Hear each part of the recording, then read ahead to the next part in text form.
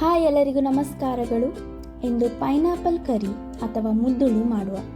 ಮೊದಲು ಪೈನಾಪಲ್ ಸಿಪ್ಪೆ ತೆಗೆದು ಸಣ್ಣ ಸಣ್ಣ ಪೀಸ್ ಮಾಡಿ ಇಟ್ಕೊಳ್ಳಿ. ನಂತರ ಒಂದು ಪಾತ್ರೆಗೆ ಕಟ್ ಮಾಡಿದ ಪೈನಾಪಲ್ ಹಾಕಿ ಅದಕ್ಕೆ 2 ಗ್ಲಾಸ್ ನೀರು, ಉಪ್ಪು, ಅರಿಶಿನ, ಹುಳಿ, ಬೆಲ್ಲ ಹಾಕಿ ಮುಚ್ಚಿಟ್ಟು ಬೇಯಿಸಿ. ನಂತರ ಮಸಾಲೆ ರೆಡಿ ಮಾಡುವ.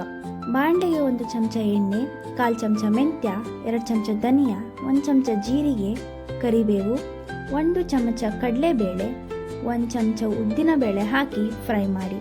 ಅದಕ್ಕೆ 5ರಿಂದ 6 ಬ್ಯಾಡಗೆ ಮೆಣಸು ಹಾಕಿ ಫ್ರೈ ಮಾಡಿ. ತಣ್ಣಗಾದ ಮೇಲೆ ಮಿಕ್ಸಿಗೆ ಹಾಕಿ ಪೌಡರ್ ಮಾಡಿ.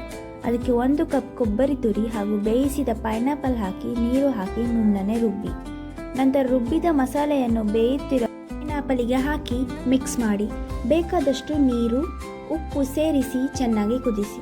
ನಂತರ ಎಣ್ಣೆ, ಕಡಲೆಬೀಜ, ಸಾಸಿವೆ, ಜೀರಿಗೆ, ಇಂಗು, ಕರಿಬೇವು, ಒಣಮೆಣಸಿನ ಒಗ್ಗರಣೆ ಮಾಡಿ ಹಾಕಿ.